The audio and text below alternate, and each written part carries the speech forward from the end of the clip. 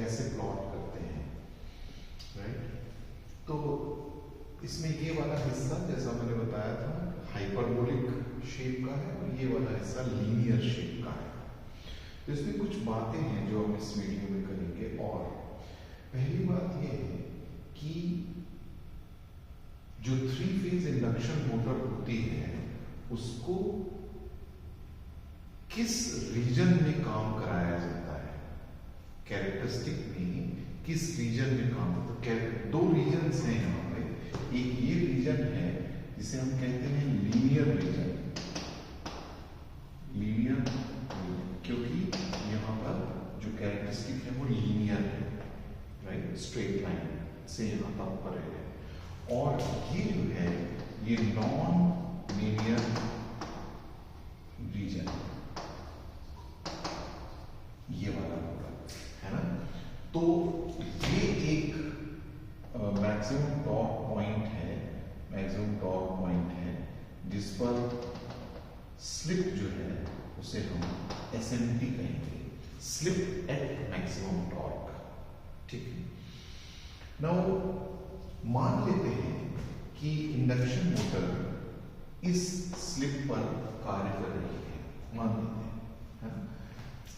अब अचानक उसका जो लोड है वो बढ़ गया, लोड बढ़ गया। तो किसी भी मोटर का लोड जब बढ़ता है, लोड मैकेनिकल होता है मोटर का, और वो जब बढ़ता है तो जो फर्स्ट रिएक्शन होगा वो क्या होगा कि उसकी स्पीड जो है वो कम हो जाएगी, स्पीड कम हो जाएगी। तो जब स्पीड कम होगी तो जो कैरेक्टरिस्टिक है, जो ऑपरेटिंग पॉइंट है वो किस तरफ शिफ्ट करेगा। तो आप देख सकते हैं कि ये स्पीड का फ्लो है, कि मतलब यहाँ पर स्पीड कम होती है और दाईं तरफ जाने पे स्पीड बढ़ती है। ये मिनिमम स्पीड है nr = 0 और ये मैक्सिमम स्पीड है nr = ns, है ना। तो अगर इस ऑपरेटिंग पॉइंट पे मोटर कार्य कर रही थी और उसका लोड बढ़ाया गया तो उसकी स्पीड कम होगी, अतः वो जो ऑपरेटिंग पॉइंट है वो थोड़ा सा बाईं ओर शिफ्ट होगा, क्योंकि स्पीड कम बाईं ओर ही होती है, जैसा कि दिख रहा है ना। तो बाईं ओर जब ऑपरेटिंग पॉइंट शिफ्ट करेगा तो हमको साफ साफ दिख रहा है कि टॉर्क जो है वो बढ़ जाएगा, राइट। तो हमारा जो लक्ष्य है कि वो नए बढ़े हुए लोड पर भी जो है वो इंडक्शन मोटर अच्छे से उस लोड को चला ले जाए। तो ऐसा तभी संभव है जब टॉर्क जो उस लोड को ड्राइव कर रहा है, इलेक्ट्रोमैग्नेटिक टॉर्क, उसकी वैल्यू बढ़ जाए। और ऐसा हम साफ साफ देख पा रहे हैं कि लीनियर रीजन में पहले यहाँ पर 1 पॉइंट में कैरेक्टरिस्टिक पॉइंट था, इस पर कर रही थी ऑपरेट, और लोड बढ़ने पे जब स्पीड कम हुई तो वो 0.2 हो गया, जिसमें हम देख पा रहे हैं कि जो टॉर्क 1 पॉइंट पे था उससे ज्यादा टॉर्क 2 पॉइंट पे हो गया, यानी का मतलब टॉर्क की वैल्यू बढ़ गई। तो उस नए बढ़े हुए लोड को घटी हुई स्पीड और बढ़े हुए टॉर्क पर वो मोटर चला ले जाएगी। अतः ये एक ऑपरेटिंग रीजन कहलाया जा सकता है, कह सकते हैं। अगर इसी क्रम में अगर स्पीड कम होती है, लोड कम होता है, तो कम होने का परिणाम क्या होगा कि स्पीड बढ़ जाएगी, और स्पीड बढ़ने पर आउट ऑफ कंट्रोल ना हो जाए, इसलिए टॉर्क का कम होना जरूरी है। और अगर हम देखेंगे कि स्पीड बढ़ने की जो स्थिति है वो ऑपरेटिंग पॉइंट दाईं ओर शिफ्ट होगा, है ना, और वहां पर हम देख रहे हैं कि टॉर्क की वैल्यू कम है, टॉर्क वाई एक्सिस में प्लॉट किया गया है तो उसकी वैल्यू कम है। अतः इसको हम operating region of the 3 phase induction motor कह सकते हैं। अगर यही बात यहाँ होती, मान लीजिए यहाँ पर 3 फेज इंडक्शन मोटर ऑपरेट कर रही होती और उसका लोड बढ़ गया होता, तो लोड बढ़ने का पहला परिणाम होता स्पीड का कम होना, और स्पीड के कम होने का मतलब था कि बाईं ओर कैरेक्टरिस्टिक शिफ्ट होना, मान लीजिए यहाँ पर। लेकिन यहाँ हम देख रहे हैं कि पहले से भी ज्यादा कम वैल्यू है टॉर्क की, यानी कि टॉर्क कम हो रहा है। कहने का मतलब ये है कि न सिर्फ स्पीड कम हुई बल्कि टॉर्क भी कम हो गया। ऐसा करने पर मोटर थोड़ी देर में रुक जाएगा। तो कहने का मतलब ये हुआ कि ये जो नॉन लीनियर रीजन है, हाइपरबोलिक रीजन है, यहाँ पर 3 फेज इंडक्शन मोटर को ऑपरेट नहीं कराया जाता।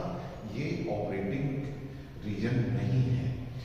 Linear region is the operating region of a 3 phase induction motor.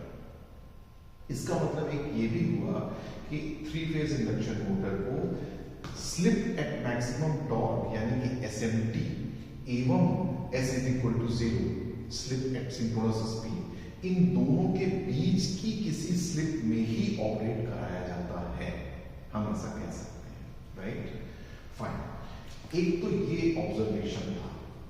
दूसरा ऑब्जर्वेशन ये है कि जैसे हमने सबसे पहले लेक्चर में जिसमें principle of operation of 3 phase induction motor की बात करी थी, उसमें ये देखा था कि 2 प्रकार के कंस्ट्रक्शंस होते हैं इनमें।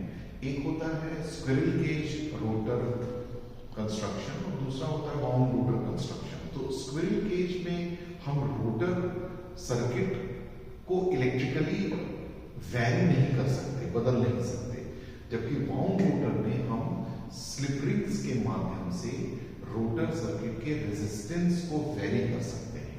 ये हमने देखा था, right?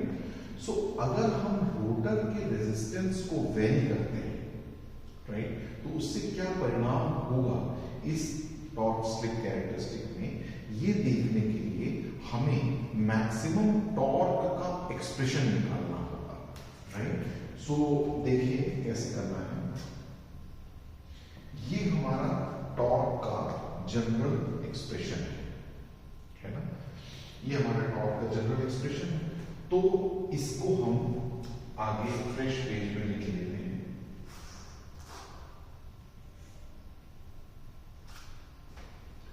Torque is equal to 3 upon omega S S e2 square r2 upon r2 square plus s x2 square. ये हमारा एक्सप्रेशन, राइट? इसको अगर हम स्लिप के रिस्पेक्ट में डिफरेंशिएट करते हैं और जो आंसर आता है उसको 0 कर दें, मैक्सिमम वैल्यू निकालने का ये एक तरीका है, आप जानते हैं मैक्सिमा निकालने। तो differentiate the expression of torque with respect to slip and put the answer equal to 0। तो ऐसा करने पर हमें मिलेगा differential of the numerator into denominator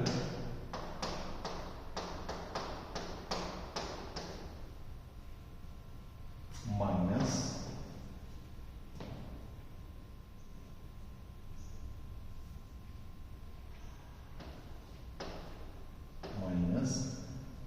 numerator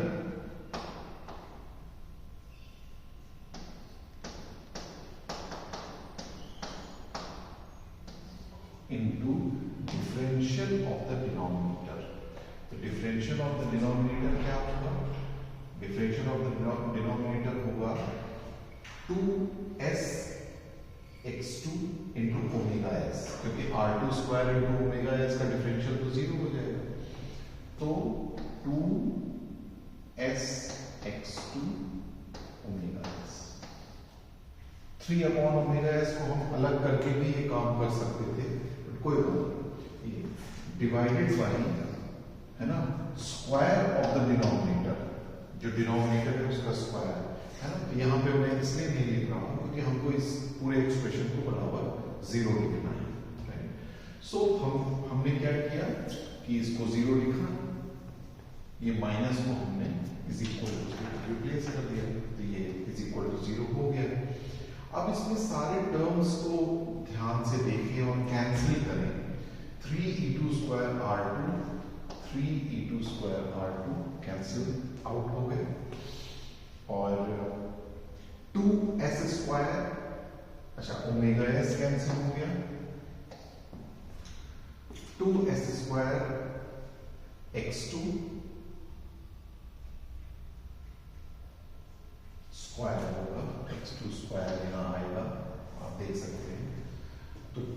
तो फाइनली आप देख सकते हैं कि R2 is equal to SX2, ये आएगा। R2 square is equal to SX2 square आएगा, रूट कर लेंगे तो ये आएगा, ठीक है ना। कहने का मतलब ये हुआ कि S is equal to R2 upon X2 at the time of occurrence of the maximum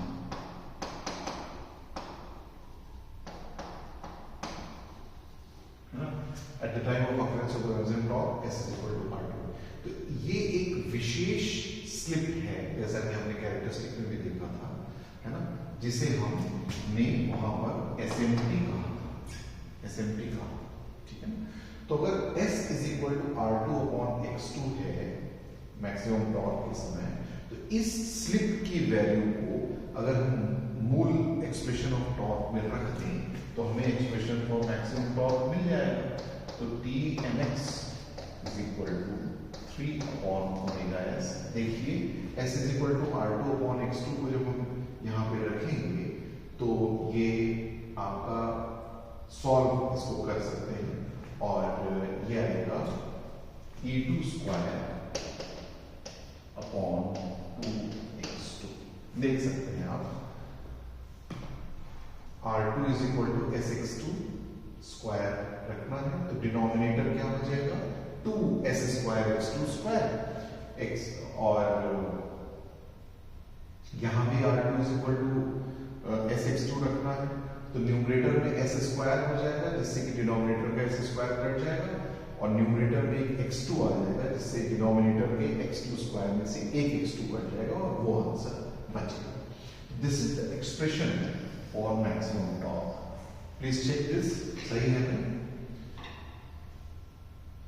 S2x s square x2 square and this you have to just put R2 is equal to SX2, ठीक है ना।